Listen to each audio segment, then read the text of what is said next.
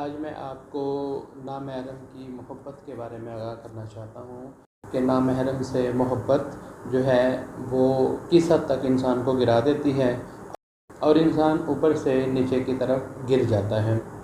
नामहरम की मोहब्बत हमेशा शैतान मुज़य्यन करके पेश करता है। बहुत दिल चाहता है कि नामहरम से मोहब्बत वाली बातें की जाएं, उसकी मोहब्बत और उससे मोहब्बत का एतराफ़ किया जाए, लेकिन ये फितना होता है, आजमाइश होती है। अल्लाह ताला भी देखना चाहता है कि ये मेरा फरमाबरदार बंदा कितनी मेरी फरमाबरदारी करता है। मुझे राज़ी रखते हुए नामहरम की मोहब्बत से दूर होगा या फिर मुझे नाराज़ करके नामहरम के करीब हो जाएगा। बाज़ अल्लाह से सच्ची मोहब्बत करने वाले लोग अल्लाह के लिए नामहरम की सच्ची मोहब्बत को छोड़ देते हैं। उन्हें वक्ती तौर पर तकलीफ़ तो होती है, लेकिन फिर भी अल्लाह ताला इन्हें हलावत ईमानी नसीब फरमाता है। ये हलावत ईमानी दुनिया की सबसे बड़ी नेमत है। और बाज़ कमज़ोर ईमान वाले लोग अल्लाह ताला की नाफरमानी करके नामहरम के करीब हो जाते हैं। इन्हें वक्ती तौर पर खुशी होती है, क्योंकि गुनाह में अल्लाह ताला ने भी लज़्ज़त रखी है।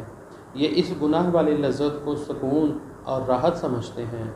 ये अंदर ही अंदर ख़ुद बेसकूनी वाली कैफियत में पाए जाते हैं। ये फ़ितना हर इंसान के साथ पेश आता है। मैंने हकीकत आपके सामने रख दी है। अगर आप समझदार होंगे तो कभी भी गलत कदम नहीं उठाएंगे।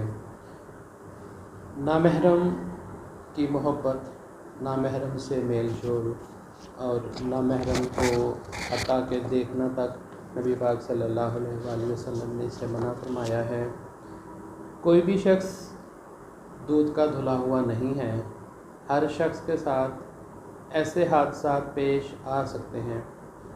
हर शख्स को ऐसा मौका मिल सकता है, लेकिन बहादुर शख्स और अक्लमंद शख्स वही है जो इन धोखों से अपने आप को दूर रखे।